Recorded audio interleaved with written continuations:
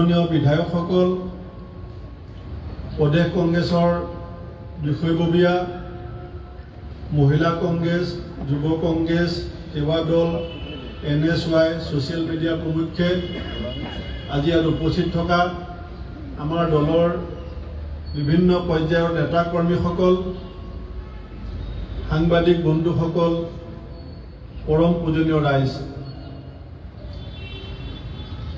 আজিৰ দিনটো আমি যি স্বাধীনতা দিৱস হিচাপে উদযাপন কৰাৰ সৌভাগ্য হৈছে মহামানৱ মহাত্মা গান্ধীজী, চৰ্দাৰ বল্লভভাই পেটেল, পণ্ডিত জৱাহৰলাল নেহৰু, সুভাষ চন্দ্ৰ বসু,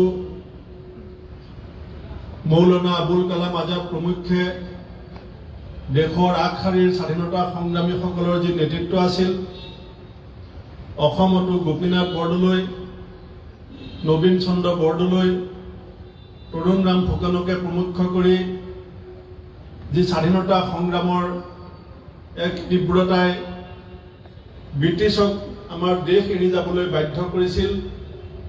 আজি এই পবিত্ৰ মুহূৰ্তত সেইসকল মহান স্বাধীনতা সংগ্ৰামী, যিসকলে আমাক নেতৃত্ব দিছিল, যিসকলে আমাৰ বাবে প্ৰাণ আহুতি দিছিল, কলীয়াপানীৰ নিচিনা স্থানত গৈ ব্ৰিটিছ পুলিচৰ নিৰ্মম অত্যাচাৰৰ মুখামুখি হৈছিল, তেখেতসকললৈ আমি অসম প্ৰদেশ কংগ্ৰেছ কমিটিৰ তথা আমাৰ অসমৰ প্ৰতিগৰাকী দলৰ কৰ্মকৰ্তাৰ হৈ মই শতকোটি প্ৰণিপাত জনাইছোঁ, শ্ৰদ্ধা নিবেদন কৰিছোঁ আৰু কৃতজ্ঞতাৰে সোঁৱৰিছোঁ। আমি অসমত স্বাধীনতা সংগ্ৰাম 1857 চনত যেতিয়া পলাচী বিদ্ৰোহ আৰম্ভ হৈছিলে, তাৰ আগতেই উকমুকনি ঘটিছিলে। গুণধৰ কোঁৱৰ, ধনঞ্জয় বৰগোহাঁই, পিয়লি ফুকন, মণিৰাম দেৱান, কুশল কোঁৱৰ, কমলা মিৰি, ভোগেশ্বৰী ফুকননী, দধুই সুদ, বলু সুদ, লক্ষী হাজৰিকা, আমাৰ ঢেকীয়াজুলিত মনবৰ নাথ, কুমলী দেৱী, মংগল কুৰুকু, দয়াল পানিকা, আমাৰ গহপুৰত কনকলতা, মুকুন্দ কাকতি আদিয়ে যি ধৰণে দেশৰ আমাৰ স্বাধীনতাৰ কাৰণে নিজৰ সৰ্বোচ্চ উজাৰি নিজৰ জীৱন বলিদান দিছিল, সেই কথা আমি অসমীয়া জাতিয়ে কেতিয়াও পাহৰিব নোৱাৰোঁ।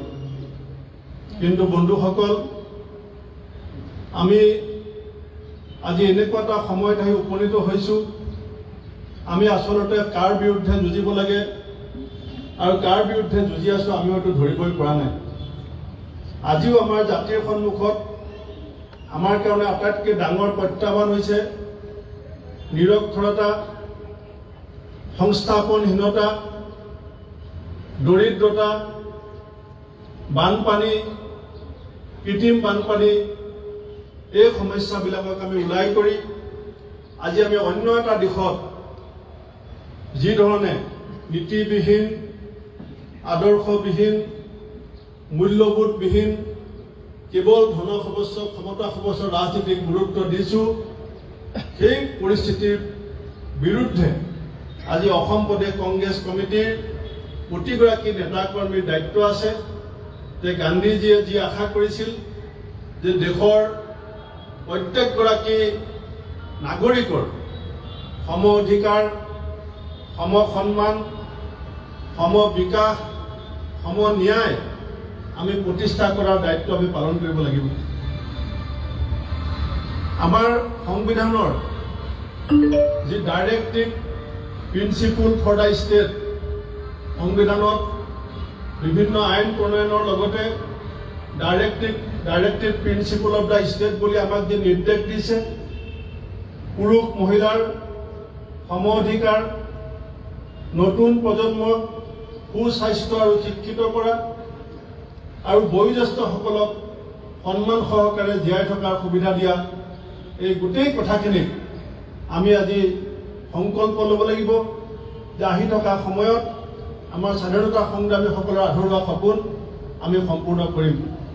মই বহুত দীঘলীয়াকৈ বক্তব্য দিব বিচৰা নাই, কিন্তু এটা কথা আমি সকলোৱে দেখি আছোঁ যে আমি গণতান্ত্ৰিক ব্যৱস্থাত আমি নেতাৰ দ্বাৰা পৰিচালিত হওঁ।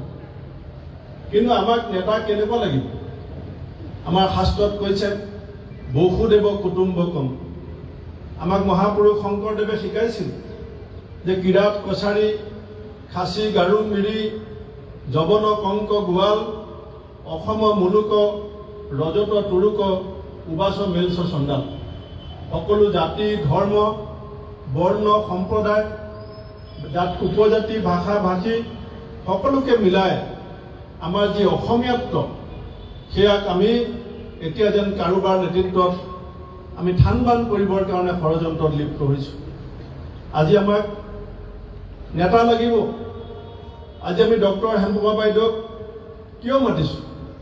যে আমাৰ এজন নেতা আছিল হিতেশ্বৰ শইকীয়া ডাঙৰীয়া, আমাৰ এজন নেতা আছিল তৰুণ গগৈ ডাঙৰীয়া। আমি ওচৰৰ পৰা দেখা যিসকলে সকলোকে সম সন্মান, সকলোকে সম অধিকাৰ, সকলো অঞ্চলৰ সম বিকাশ, সকলো ধৰ্ম, জাতি, বৰ্ণৰ প্ৰতি কোনো ধৰণৰ বিদ্বেষ নৰখাকৈ ভাতৃত্ববোধ আৰু সম্প্ৰীতিক শক্তিশালী কৰিবৰ কাৰণে আহুপুৰুষাৰ্থ চেষ্টা কৰিছিল। বন্ধুসকল, আহক আমি শুভ মুহূৰ্তত সংকল্প লওঁ যে জাতীয় স্বাৰ্থত, আমাৰ ভৱিষ্যত প্ৰজন্মৰ স্বাৰ্থত, আমাৰ যি প্ৰকৃত যি কৰণীয়, যিটো সময়ত পৃথিৱীয়ে অন্য গ্ৰহত জীৱৰ সন্ধান কৰিবলৈ বা অন্য গ্ৰহত পৃথিৱীৰ মানুহক সংস্থাপিত কৰিবৰ কাৰণে চেষ্টা চলাই আছে, যিটো যুগত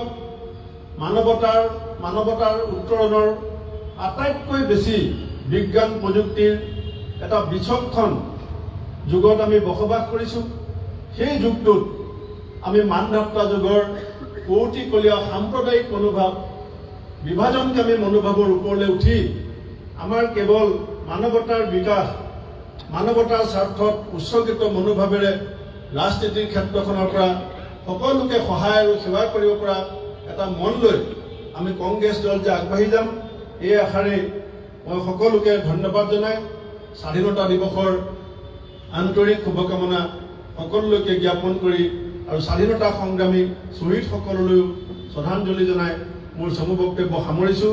বন্দে মাতৰম, জয় আই অসম। राष्ट्रगीत शुरू करेंगे।